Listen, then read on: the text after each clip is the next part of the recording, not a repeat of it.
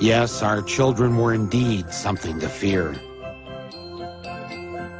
They had turned into little monsters. But who was to blame?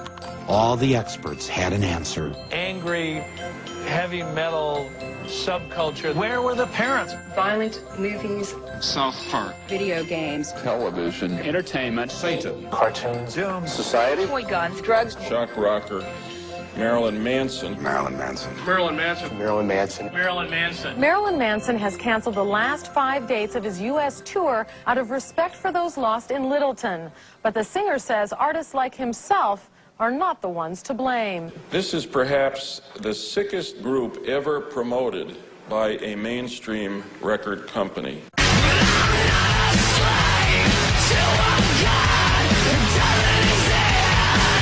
After Columbine, it seemed that the entire focus on why the shootings occurred was because the killers listened to Marilyn Manson. 2 years after Columbine, Manson finally returned to Denver. The Ozfest at Mile High Stadium brings shock rocker Marilyn Manson to Denver tomorrow. There were protests from the religious right. But I thought I'd go and talk with him myself. When I was a kid growing up, music was the escape. That's the only thing that had no judgments. You know, you can put on a record and it's not going to yell at you for dressing the way you do. It's going to make you feel better about it. Some will be so brash to ask if we believe that all who hear Manson tomorrow night will go out and commit violent acts. The answer is no. But does everybody who watches a Lexus ad go and buy a Lexus?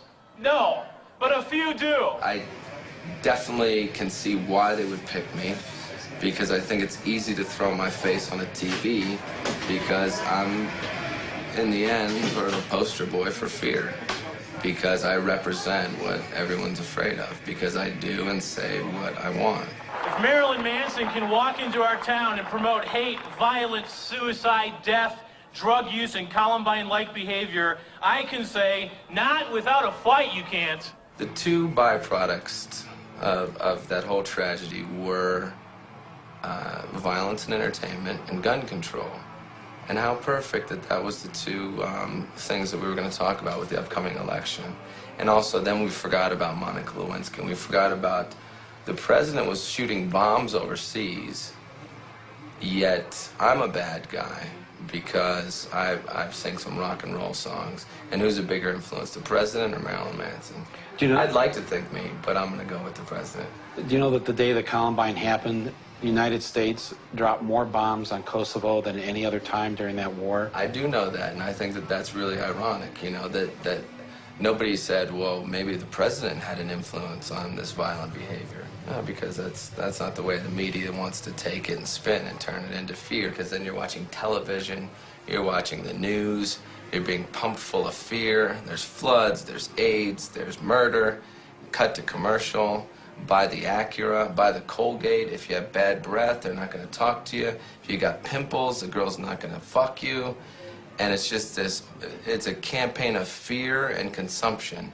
And that's what I think that it's all based on, is the whole idea that keep everyone afraid and they'll consume. And that's really as simple as it can be boiled down to. Right. If you were to talk directly to the kids at Columbine or the people in that community, what would you say to them if they were here right now?